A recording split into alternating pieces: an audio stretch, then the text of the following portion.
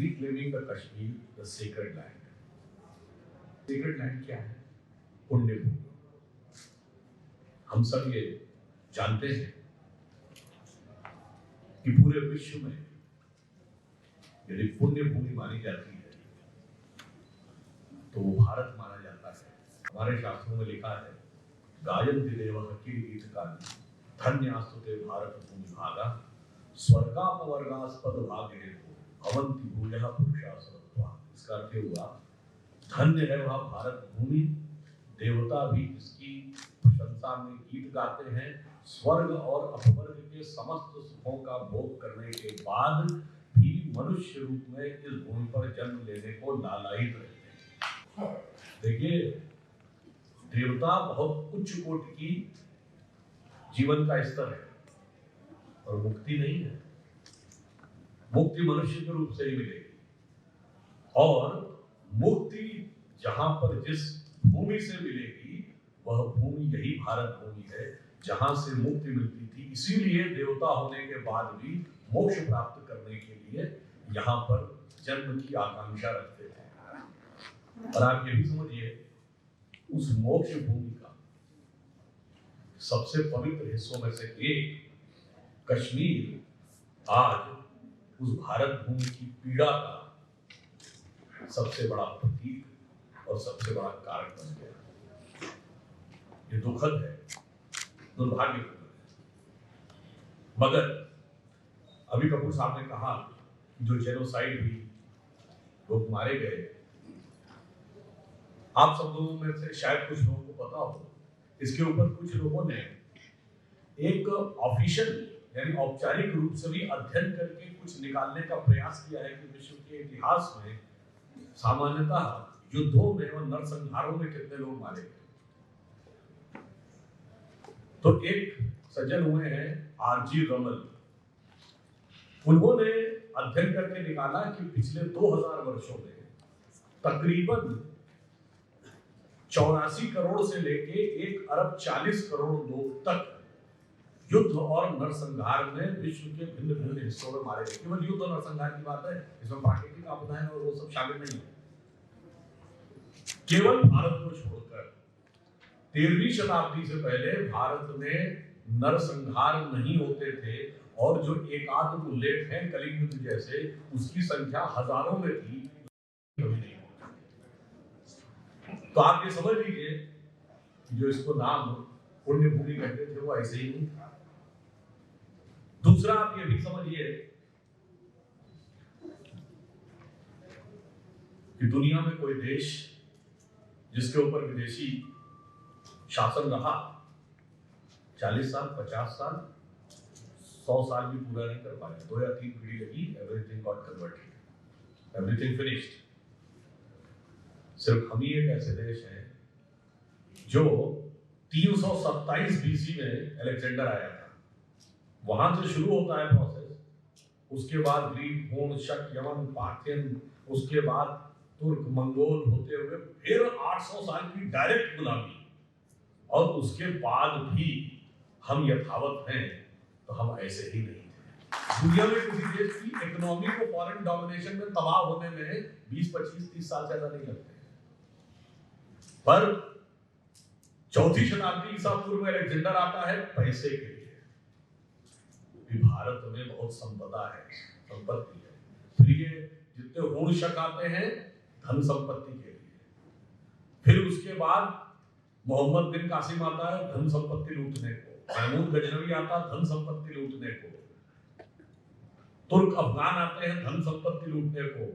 लूटते लूटते भी धन संपत्ति इतनी रहती है कि 15वीं शताब्दी आती तो मैगलिन जहाज लेके घूमता है तो भारत का रास्ता ढूंढने को, कोलंबस जहाज लेके घूमता है तो भारत का रास्ता ढूंढने को, वास्को डी गामा जहाज लेके घूमता है तो भारत का रास्ता ढूंढने को। और उसके बाद अंग्रेज आते हैं 18वीं शताब्दी में तो भारत के की संपत्ति को लेकर 2200 साल लगे हमारी संपत्ति को लूटने में। यह ऐसे ही नहीं था, इसीलिए इसे पुण्य भूमि कहते थे।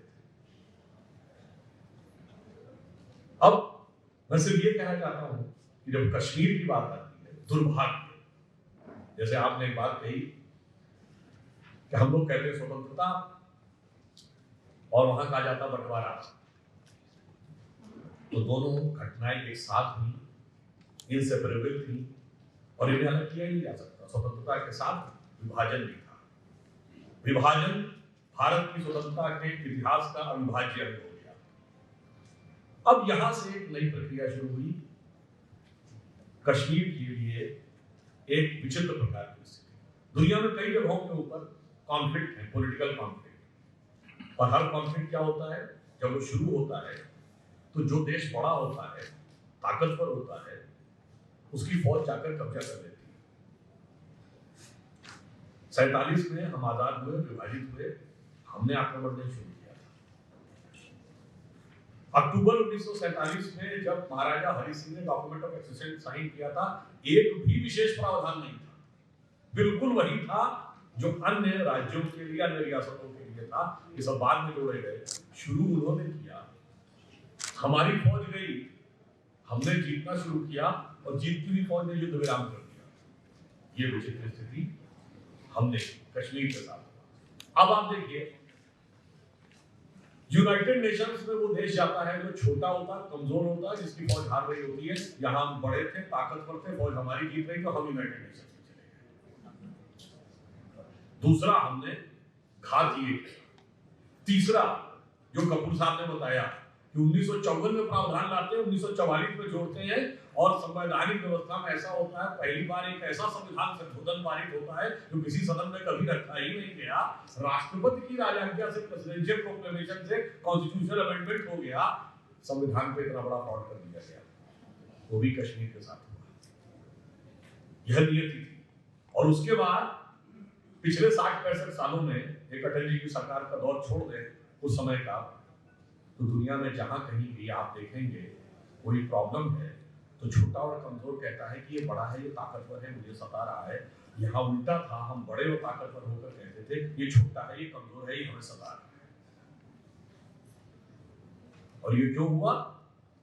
क्योंकि जब भारत का एकीकरण होना था तो सभी रियासतों का सम्मेलन हो गया, एक से एक पेचीदा मामले सॉल्व हो गए। हैदराबाद सॉल्व हो गया, जूनागढ़ सॉल्व हो गया, भोपाल सॉल्व हो गया, अरे गोवा भी सॉल्व हो गया, क्योंकि सब जगह सरदार पटेल निर्णय लेने के लिए पूर्णतः सक्षम और सर्वाधिकारी थे। अब संयोग से जवाहरलाल नेहरू जी मूलतः कश्मीर के थे, एक जगह उन्होंने उंगली रख दी और ऐसा खच्चर फंसाया कि लम्हों ने खता की थी, सदियों ने सजा की। और आप देखिए, और उसके बाद निरंतर जो कुछ होता रहा, नेहरू जी ने क्या वर्ड यूज किया था? Kashmir is the symbol of our secularism. अरे पहली बात तो कॉन्स्टिट्यूशन में सेक्युलर वर्ड नहीं है। कॉन्स्टिट्यूशन असेंबली में की डिबेट्स में आप देखिए कितनी बार सेक्युलर वर्ड आया। जो आज कहते हैं ना हमारा संविधान सेक्युलर था, हमारा संविधान नहीं, हमारा विधान और विचार सेक्युलर था। संविधान तो 1976 में जब लोकतंत्र का गला घोटकर पूरी तरीके से इमरजेंसी लगी थी, सारा विपक्ष जेल में था, तरह तरह के आरोपों में, विपक्ष की अनुपस्थिति में संविधान संशोधन पारित करके संविधान में जोड़ा गया है। दोनों में ये मूलभूत अंतर है। तो नेहरू जी ने जो ये अपना प्रयोग करना शुरू किया, और उस प्रयोग का प्रभाव ये हो गया जो भारत की सेक्युलरिज्म के नहीं, पुण्य भूमि की सनातन पीड़ा का प्रतीक हो गया। और अभी जो कपूर साहब ने एक और बात कही कि जो लोग इतिहास से सबक नहीं लेते, तो मैं तो सिर्फ ये कहना चाहूंगा, बहुत से लोग आजकल साइंस और टेक्नोलॉजी का जमाना है, तो लोग कहते हैं क्या फर्क पड़ता है हिस्ट्री में ऐसा हुआ या नहीं हुआ। मेरे भाई, आइंस्टीन ने थ्योरी ऑफ रिलेटिविटी दी है। उस रिलेटिविटी में जो टाइम का प्रोपगेशन है ना, वो साइक्लिक है। ये ठीक है कि वो साइकिल इतना छोटा है कि 10⁻³ सेकंड का शायद एक साइकिल होता है। इसीलिए जब साइक्लिक आगे चलता है तो समय की हर चीज साइक्लिक है। धरती घूमती है साइक्लिक, धरती सूर्य के चारों तरफ घूमती है साइक्लिक। इसके अलावा गैलेक्सी, मिल्की वे, यूनिवर्स का क्रिएशन, डिस्ट्रक्शन, सब कुछ साइक्लिक है। इसीलिए सदैव हमारे यहाँ काल चक्र कहा गया है। इसका क्या हुआ? आज दिन में यदि इस समय 5:30 बजे हैं तो कुछ 24 घंटे बाद फिर 5:30 बजेंगे। काल चक्र की गति में जो व्यक्ति उसको समझने की वह चूक करता है, दोबारा वो वक्त फिर आता है। इसलिए साइंटिफिक होकर सोचिए, तो इतिहास से सबक जरूर लीजिए, क्योंकि इतिहास अपने को दोहराता है। और जिन लोगों को उसके बाद भी समझ में आ रहा है। जैसा कपूर साहब ने कहा कि भाई कंफर्टेबल जीवन मिल गया, खाओ पियो आनंद से रहो। आज की युवा पीढ़ी को बताया जाता है भारत एक इमर्जिंग सुपर पावर है। देखिए सामूहिक पावर क्या है, मुंबई में, दिल्ली में, बेंगलोर में अच्छी एजुकेशन पाके बड़ी मल्टीनेशनल में नौकरी करके लाखों रुपए महीने की सैलरी मिल जाए और उसके बाद डिस्कोथेक और पब में डांस करें, बस यही जिंदगी है। अगर ये यूथ है तो याद रख लीजिए वो कश्मीर में पत्थर फेंकने वाला भी यूथ ही है और नक्सल इलाकों में मुट्ठी भर अनाज लेकर AK-47 से लड़ाई करने वाला भी यूथ ही है। और ये समझ लीजिए जब कंफर्टेबल यूथ और एग्रेसिव यूथ की लड़ाई होती है तो हशर देख लो यूरोप में क्या होता है। यूरोप की संस्कृति तो उसका प्रतीक है ना, खाओ पियो आनंद से रहो, डिस्कोथेक पब में घूमो, शादी भी करने की जरूरत नहीं है, लिविंग रिलेशनशिप में रहो, सब कुछ करो, जब मूड में आए जो करो, देख लो भाई क्या हो रहा है अपनी आंखों के सामने। इसलिए हमारे यहाँ जो व्यवस्थाएं बताई गई, जो परंपराएं बताई गई, वो क्यों समझने की जरूरत है, जानते क्यों समझने की जरूरत है? देखिए मैं आपसे बात करना चाहता हूँ, आजकल यूथ के ऊपर बड़ा जोर है, युवा नेतृत्व, मगर होता क्या है इस देश में सबसे युवा मुख्यमंत्री कौन रहा? अभी हाल के वर्षों में अखिलेश यादव जी थे, उससे पहले कौन थे? उमर अब्दुल्ला। दोनों के रिजीम में स्टेट का क्या हाल हुआ? उससे सबसे देश के युवा मुख्यमंत्री थे प्रफुल्ल कुमार महंत असम के। सबसे युवा प्रधानमंत्री कौन था? स्वर्गीय राजीव गांधी। 40 साल की उम्र में प्रधानमंत्री बन गए थे और भारत के इतिहास की सबसे बड़ी मेजॉरिटी हुई, 400 की मेजॉरिटी, और ले जाके वहां पटका कांग्रेस को। 30 साल हो गए आज तक मेजॉरिटी पूरी नसीब नहीं हुई, बल्कि अब तो 100 का भी नहीं नसीब हो रहा। सबसे कम आयु में सबसे शक्तिशाली नेता कौन रहा है भारत के इतिहास में? Sanjay Gandhi at the age of 30 was de facto prime minister, and it was Sanjay Gandhi who led to disaster of Congress in 77. हमने कांग्रेस 15-20 साल और क्यों ये गलती हो जाती है? युवाओं का जो मोटिवेशन है ना और जो समझ है वो हमारे यहाँ डेवलप नहीं करने दी जाती।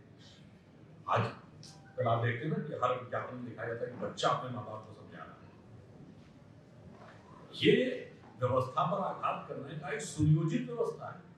देखिए 20-21 साल का लड़का पास आउट होकर निकलता है यूनिवर्सिटी से और वो कहता है बस मैंने तो कमाल कर दिया, पहली बार मैं निकला हूँ और ये पहली बार मैंने नौकरी पाई है, पहली बार मैं बाहर निकला हूँ, दुनिया को बदल के रख दूंगा।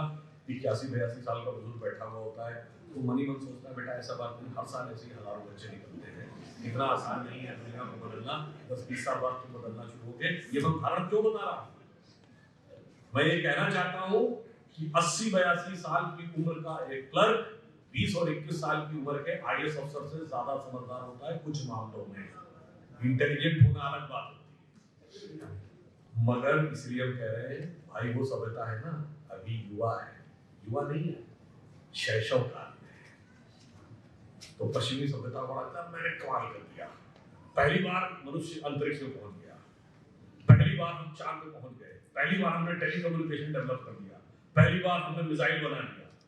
हम बड़ी बुजुर्ग सिविलाइजेशन है, हमने वो काल चक्र कई बार देखा, डिस्ट्रक्शन क्रिएशन, डिस्ट्रक्शन क्रिएशन, और गलतियों का सबक है, इसलिए हमें लेना होगा। अब दुर्भाग्य में क्या कह रहा हूं, भारत की जो ज्ञान परंपरा थी उसको पूरी तरीके से डिस्ट्रॉय किया, और डिस्ट्रॉय करने के बाद क्या होता है वो कश्मीर में देखिए। इतिहास किस रूप में पढ़ाया जाता है वो देख लीजिए। जैसे अभी उल्लेख किया इससे हमारे पूर्व के वक्ताओं ने कि कश्मीर का राजा ललितादित्य, जिसका ललितादित्य मुक्तापीठ, जिनका उल्लेख मिलता है राजतरंगिणी में, तो उनका जो साम्राज्य है शायद विश्व के ज्ञात इतिहास में कुछ ही राजा हैं जो साम्राज्य के समकक्ष हैं। कैस्पियन सी तक उसका शासन माना जाता है, उधर दक्षिण भारत तक और उधर ब्रह्मपुत्र तक, मगर वो इतिहास में कहीं नहीं पढ़ाया जाता है। हाँ, अगर आप फॉरेन में पढ़ेंगे जाके तो कहीं ब्रिटेन की हिस्ट्री में, ब्रिटेन की किताबों में लिखा होगा अलेक्जेंडर ऑफ इंडिया था ललितादित्य मुक्तापीठ, पर भारत की पीढ़ी को सिर्फ एक ही अलेक्जेंडर पता है, वो था यूनान का, भारत का कोई नहीं। और ये जो छल है ये भारत के हर अंचल के साथ है। आज आप कश्मीर से हैं तो आपको ललितादित्य मुक्तापीठ के बारे में पता है, और राजेंद्र चोल के बारे में कितनों को पता है। आज का तंजावुर वो तमिलनाडु नजर आता है कहां? इंडोनेशिया में। तो असम के लचित बरफुकन के बारे में कितने लोगों को पता है? क्योंकि इतिहास हमें भारत का नहीं पढ़ाया जाता है, दिल्ली सल्तनत का इतिहास पढ़ाया जाता है। सिर्फ दिल्ली का इतिहास और भारत की पराजय और पराभव का इतिहास। मतलब बाजीराव पेशवा 40 लड़ाइयां जीतते हैं तो जीती हुई 40 लड़ाइयों का एक भी उल्लेख किसी हमारी बुक में नहीं है। हाँ, उसके बाद आज की युवा पीढ़ी को क्या बताया जाता है? हाँ ना, वो एक आशिक थे, ये जरूर आप समझाने में सफल थे। उन्होंने कितने बड़े योद्धा थे, कैसे जीता, वो कुछ नहीं। हाँ, बल्कि वो भी आप लास्ट में क्या दिखाइए कि वो एक बेबस मजनू होकर मर गए। फिर आप देखिए जितने भी प्रकार के हमारे ज्ञान विज्ञान थे, कश्मीर जिसका केंद्र था, उन सारी चीजों को सिस्टमेटिकली डाउन प्ले करते हुए हमारे दिमाग में एक सिस्टमेटिक दूसरे प्रकार की चीज भरने का प्रयास किया गया। तो हम सिर्फ ये कहना चाहते हैं कि अगर आप कंफर्ट में आ गए और आपने नजर उठाकर गौर से नहीं देखा तो क्या होगा। जैसे कश्मीर के इतिहास में यह भी है कि 13वीं शताब्दी तक, वहां पर करीब 1 शताब्दी तक, जब मुस्लिम रूलर भी आ गए तो शासन संस्कृत में चलता था। वो लोग भी अपना राज्याभिषेक वैदिक रीत से भी करवाते थे। फिर जब सिकंदर बुत शिकन आया, अब उसका नाम ही है सिकंदर बुत शिकन। क्यों? क्योंकि वो तोड़ने में, मंदिरों और मूर्तियों को तोड़ने में सबसे उसने बड़ा भारी काम किया, इसलिए उसको उपाधि इस प्रकार की मिल गई। अब उसे कहा जाता है जी हमारी साझा संस्कृति है। मैं पूरी तरह ईमानदारी से कहना चाहता हूं, जो लोग आज कहते हैं कि कश्मीर का समाधान निकलना चाहिए, हम पूरी ईमानदारी से कहते हैं हम कश्मीर का समाधान निकालना चाहते हैं। और उन्हीं 3 फॉर्मूले के थ्रू जो अटल जी ने बताए थे, कश्मीरियत, जमहूरियत और इंसानियत। मगर बहुत क्लियर, जो कश्मीरियत है उसमें हजरत बल है तो अमरनाथ भी है, और अमरनाथ पर अटैक करना जो है वो कश्मीरियत कतई नहीं हो सकती है। अब जमहूरियत तो जो कहेगा लेके रहेंगे आजादी, और बंदूक के दम पर आजादी, जमहूरियत की बात है क्या? अब आइए इंसानियत, तो सुरक्षा बलों के जवानों के मारे जाने का जश्न मनाया जाएगा, मौत का जश्न हैवानियत है, इंसानियत नहीं। तो मैं ईमानदारी से कहता हूं अगर कोई आना चाहता है तो कश्मीरियत के साथ आए, जमहूरियत के साथ आए, इंसानियत के साथ आए, सलूशन मिलेगा। मगर अगर जाकिर मूसा ये कहेगा कि ये कोई कश्मीरियत की लड़ाई नहीं है, ये इस्लामी खलीफत की लड़ाई है और सबके मुंह पे पट्टी बनी रहेगी, जब आप ये कहेंगे कि हम बंदूक से सलूशन निकालेंगे, फिर आप कहेंगे कि हम संविधान की बात करते हैं, तो जहां पर खलीफत, हैवानियत और दहशत की बात होगी, वो समाधान नहीं हो सकता। और इसके लिए मैं ये भी कहना चाहूंगा कि बहुत सारी चीजें समझने की भी आवश्यकता है। जैसा अभी उन्होंने एक और उल्लेख किया था ना, क्लैश ऑफ सिविलाइजेशन। देखिए, क्लैश ऑफ सिविलाइजेशन एक बड़ा कॉन्सेप्ट है जो भारत से लेकर पूरी दुनिया में है, सभ्यताओं का संघर्ष। और ये भी आप समझ लीजिए कि सभ्यताओं का जो संघर्ष है ना, इसका समाधान कहां से निकलेगा? समाधान वही निकाल सकता है जिसको डाइवर्जेंट व्यूज में कोहेरेंस क्रिएट करना आता हो, और वो सिर्फ हमें ही आता है। क्लैश वो खत्म कर सकता है जिसने कभी किसी के साथ क्लैश करने की इच्छा ही न रखी। भारत दुनिया का एकमात्र देश है जिसने आज तक किसी पे इन्वेजन नहीं किया। क्लैश हम चाहते ही नहीं थे। हम एकमात्र, यदि कोई व्यक्ति उसको संप्रदाय माने, तो एकमात्र रिलीजन है जो कन्वर्जन में विश्वास ही नहीं करता। तो हमारे लिए सिविलाइजेशन टसल है नहीं। हमारा तो ये कहना, गीता में भगवान कृष्ण का स्वधर्मे निधनम श्रेयो परधर्मो, जाओ, अपने अपने धर्म का पालन करो, समस्या ही नहीं है। और फिर अगर कोहेरेंस क्रिएट करना हो तो वो कैपेबिलिटी देखिए। एक ही उदाहरण दूंगा, भारतीय संस्कृति में जिसे हिंदू धर्म यदि आप कहें तो दो डाइवर्जेंट, एक तरफ अहिंसात्मक पूजा पद्धति की पराकाष्ठा, तो जैन धर्म को देखिए कि वहां के साधु मुंह के ऊपर कपड़ा रखते हैं कि गलती से कोई कीड़ा भी ना आ जाए। जब जैन मुनि चलते हैं तो वो बुहारी जाती है आगे ताकि एक कीड़ा भी ना आ जाए। सूर्यास्त के बाद भोजन नहीं करेंगे कि गलती से कोई ना आ जाए। अहिंसात्मक पूजा पद्धति की पराकाष्ठा, वो भी हमारा अंग है। तो सीधे भैंसे की बलि देने वाले शाक्त, वो भी हमारी ही पूजा पद्धति, हिंसात्मक पूजा पद्धति पराकाष्ठा, तो वो भी थी। और दोनों एक समान। हमारे यहाँ अगर ऐसे भी है, एक तरफ कहा गया वेद वाक्य जनार्दनम, वेद ब्रह्म वाक्य है, तो हमारे यहाँ ऐसे भी सेक्ट हैं जिन्होंने कहा त्रय वेद से कर्तारा धूर्तो भांड निशाचरा। वेद को पढ़ने वाले 3 धूर्त भांड और निशाचरा। आप कल्पना नहीं कर सकते किसी धर्म में कोई कहे कि मेरी होली बुक को कोई क्रिटिसाइज करेगा और उसको रविश कहेगा और उसके बाद में हमारा पार्ट रहेगा। ये हमारी कैपेबिलिटी है कोरेंस में क्रिएट करने की। इसीलिए मैं आज सिर्फ ये कहना चाहूंगा कि अगर आपसे पूछा जाए दुनिया में एक देश बताइए जहां इस धरती के सारे धर्म पाए जाते हैं, तो सिर्फ भारत है। वो पारसी जो अपनी जमीन से खत्म हो गए, वो आज अगर जीवित हैं तो सिर्फ भारत है। वो यहूदी जिन पे पूरी दुनिया में परसिक्यूशन हुआ, और जब इजराइल बना तो हर देश के यहूदियों को कहा गया अपने अपने परसिक्यूशन को डॉक्यूमेंट करके भेजिए, हम डॉक्यूमेंटेड हिस्ट्री ऑफ इजराइल बनाएंगे, ज्यूज बनाएंगे। तो सिर्फ भारत एक देश था जहां के यहूदियों ने लिखा, forget about the persecution, they never faced any discrimination. Christianity की जड़ें यूरोप में 4वीं शताब्दी से आती है, जब कॉन्स्टेंटाइन किंग ने क्रिश्चियनिटी अडॉप्ट की। भारत में 1ली शताब्दी में सेंट थॉमस के जमाने से यहाँ पे।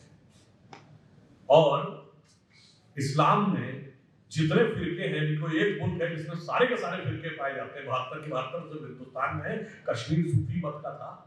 आज पूछिए, सूफी मत के 4 सिलसिले होते थे ना, सोहरावर्दी, चिश्ती और वो कादरी और नक्शबंदी। कितने बचे आज? अरे जब आपकी पूरी हुकूमत आई तो खत्म हो गया। जो आपने कहा महाराजा हरि सिंह के तो दौरे हुकूमत में 4 सिलसिले चलते रहे, और यहाँ वो बातचीत का सिलसिला तक खत्म हो गया, अब सिर्फ बंदूक का सिलसिला चल रहा। इसलिए हम ये कहना चाहते हैं कि हम इसीलिए पुण्य भूमि है। मगर यह भी एक बात है, हमें बहुत समझाया जाता है ना कि आप केवल इसलिए थे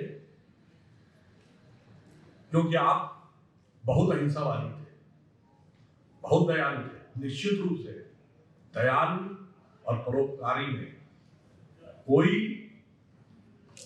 हमारा सानी नहीं है। भगवान राम के लिए कहा गया, ऐसो को उदार जगमाही बिनु सेवा जो द्रवय दीन पर राम सरिस को नाही। परंतु वही भगवान कृष्ण ने जब गीता में अपना विराट रूप दिखा के कहा कि मैं फला हूँ, तो उनका शस्त्रधारी हूँ, मैं राम हूँ। और जरूरत पड़ने पे राम ने वो भी दिखाया कि बोले राम सको तब भय भी न हो। तो मैं कहना चाहूंगा कि कश्मीर में पिछले 60-65 साल हम वो गीत सुनते रहे। हमने बचपन में बहुत सुना ना, ठुमक चलत रामचंद्र बाजत पहले दिया। अब निजाम बदला है, मुकाम बदला है, तो आपने देखा सरकार बदलने के बाद हमने ये भी दिखाया कि जरूरत पड़ेगी तो हम ये भी दिखा सकते हैं कि ठमक चलत रामचंद्र हालत में। वहां पे जो मूल संस्कृति, मूल विचार, मूल कश्मीर है। मैं सिर्फ ये कहना चाहूंगा कि आप सबने सुना होगा कि कश्मीर एक शायद भारत के चुनिंदा राज्यों में से एक है जिसका ओरिजिनल नाम वही चला आ रहा है अनादिकाल से आज, तो बदला नहीं है। तो जब नीलमत पुराण में उल्लेख मिलता है कश्मीर का, तो राजा वैशंपायन जन्मेजय को सुना रहे हैं। जन्मेजय का आपको पता होगा परीक्षित के बेटे थे। जन्मेजय के साथ क्या था?